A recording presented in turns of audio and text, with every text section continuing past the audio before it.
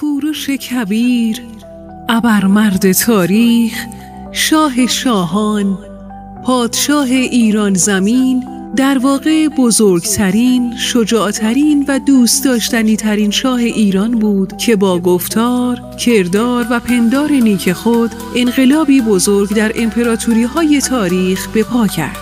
کوروش کبیر یکی از پادشاهان بزرگ ایرانی است که نام وی را همه ما شنیده ایم و قطعاً داستان‌هایی در مورد اون خوانده ایم. مام میهن، با تو گویم میهنم، این بار هم گل میکنم. آسمانت را پل پرواز سنبل میکنم. در سر پیری جوان میگردمی همچون بهار. کوچه باغت را پر از آواز بلبل میکنم.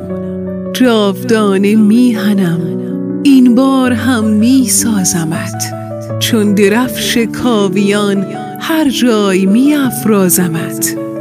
همچو رستم میکنم دیو پلیدی را ز جای، چون فریدون شوکت دیرینه میپردازمت.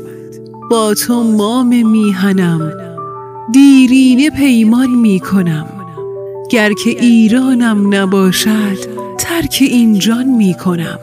همچو آرش بر پر البرز جان بر کف پای، کوهساران را پر از آواز ایران میکنم.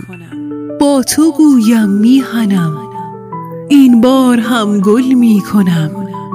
با تو گویم میهنم، این بار هم گل میکنم.